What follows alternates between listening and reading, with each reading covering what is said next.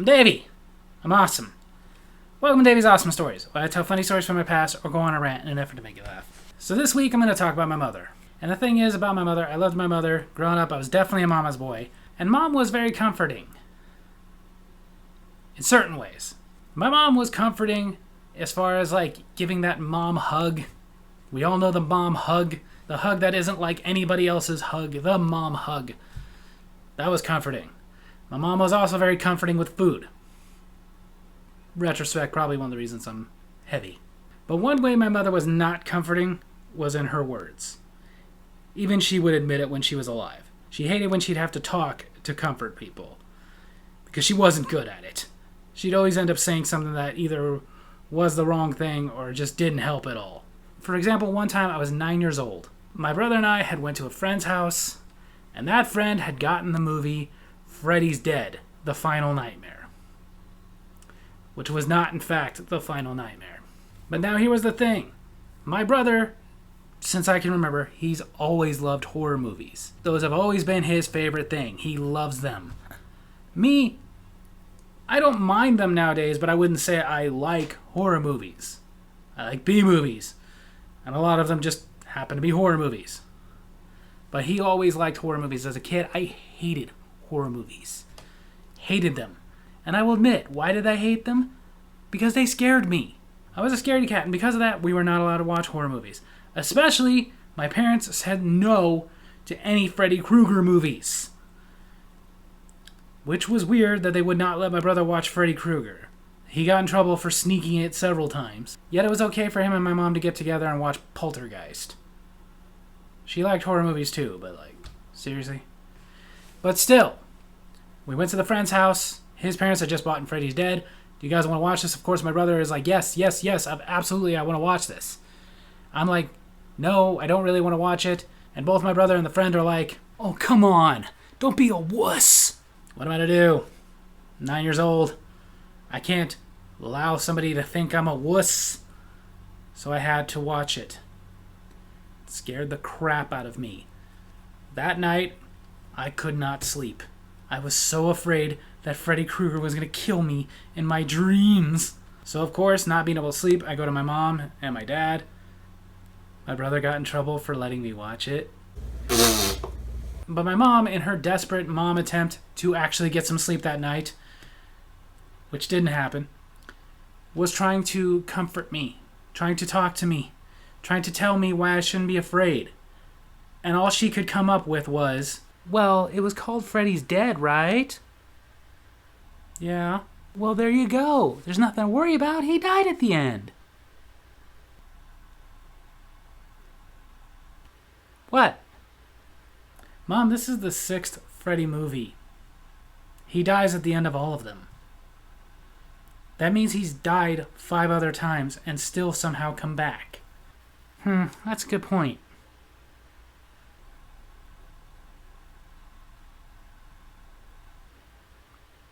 Want one of those cookies I baked earlier?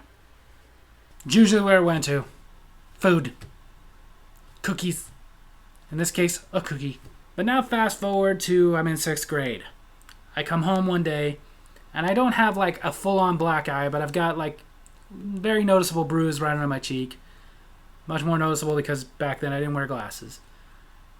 And my mom sees it and asks, and of course I have no choice. I gotta tell her. I got into a fight. I got beat up.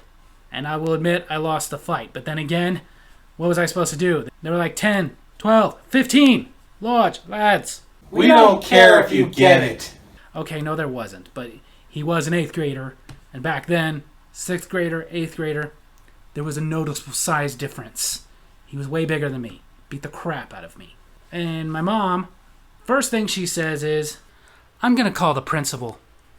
And I begged and pleaded with her, don't do that. We got into a fight. I took my lumps. It's over. If you tell the principal, you're going to make it way worse. Because I know nowadays with all these anti-bullying campaigns, they tell you that's what you should do. No, it isn't. Because you know what's going to happen? It's going to get around that you're a tattletale. And you're going to get even more picked on. The best things you can do when it comes to bullying, either ignore it and eventually it'll go away, which, trust me, oftentimes work, but sometimes it doesn't. You gotta fight. Now, you don't necessarily have to win the fight, but it is true that if you stand your ground, you'll get some respect. That'll be the end of it. But if you tell, it's going to get even worse. Sorry, but there really is no way to get rid of bullies. They exist. And you think they're going to be gone when you get out of school? They won't. Now you just call them boss.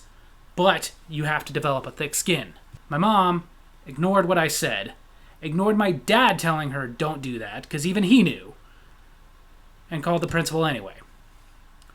The reason that doesn't work is because what is the principal going to do? It is my word against his.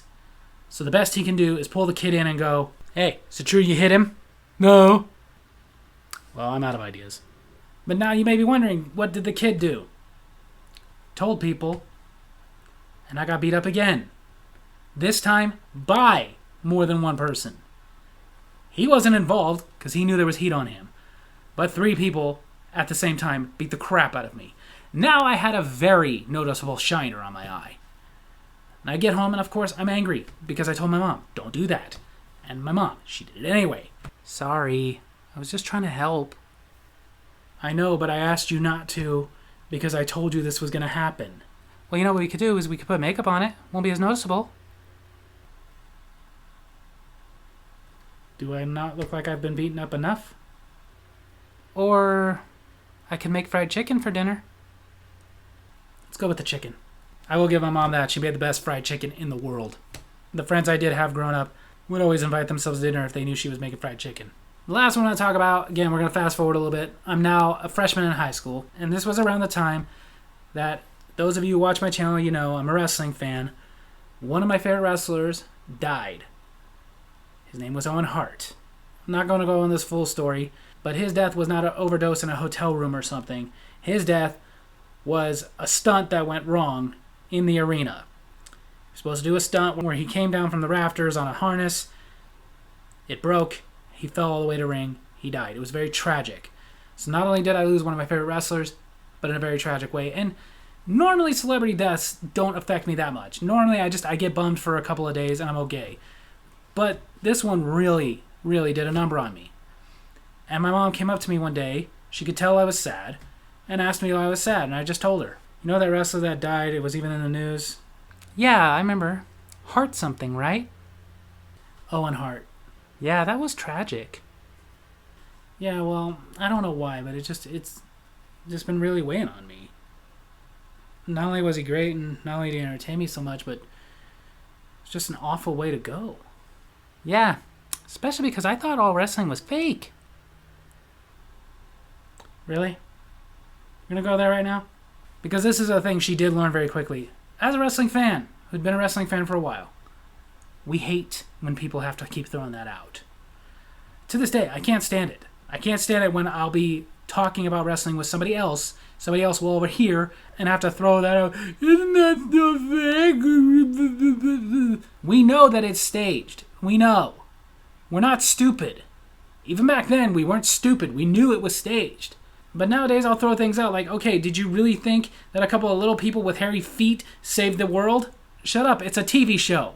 But seriously, I'm sitting here mourning the very real death of a performer that I was a big fan of, and you're going to throw that out? Sorry. Meatloaf? She did make some bomb meatloaf. So the moral of this story, there isn't one. I miss my mom's cooking. So there you have it. That's my story video this week. Hope you guys enjoyed it. And if you did, make sure to hit like, hit subscribe, hit the little bell so you get notifications when I post new videos, and leave a comment I can respond to in my next comment corner. Tell me the ways your parents used to comfort you if they couldn't use their words. Love you guys.